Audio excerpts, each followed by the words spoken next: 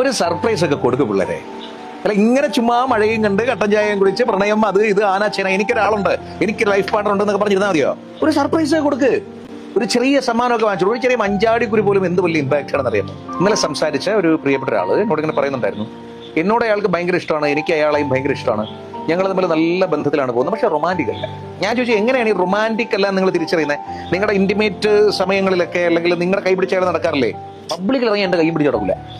അപ്പൊ ഞാൻ ചോദിച്ചു, നിങ്ങൾ മാത്രമുള്ള സമയങ്ങളിൽ? അപ്പൊ കുഴപ്പമില്ല, എന്നാലും ഞാൻ വിചാരിക്കുന്ന പോലെയൊന്നും അല്ല.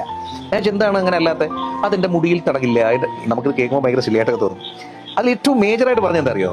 എനിക്ക് പ്രത്യേകിച്ച് ഗിഫ്റ്റ് ഒന്നും തരില്ല.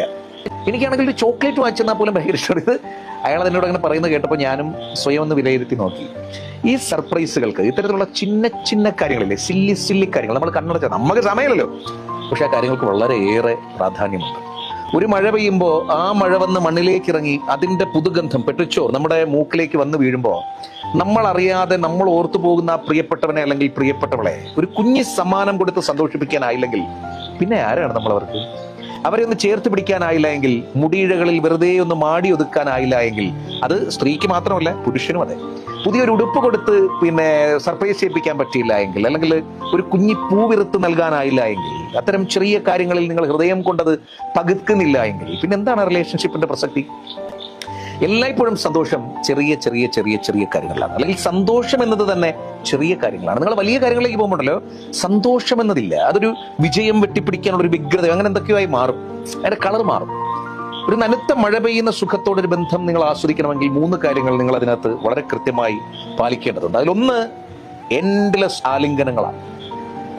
നിങ്ങൾ അയാളെ ചേർത്ത് പിടിക്കണം, നിങ്ങളുടെ പാർട്ണറെ നിങ്ങൾ ആലിംഗനം ചെയ്യണം. ബോഡി ടച്ചിനൊക്കെ ഒരു കൃത്യമായിട്ടുള്ള കാര്യങ്ങൾ. അപ്പൊ പലപ്പോഴും നമ്മൾ ഡിസ്റ്റൻസ് റിലേഷൻഷിപ്പിലാണ് ഞങ്ങൾ അങ്ങനെ കെട്ടിപ്പിടിക്കുമെന്ന് ചോദിക്കുന്നവരുണ്ട്.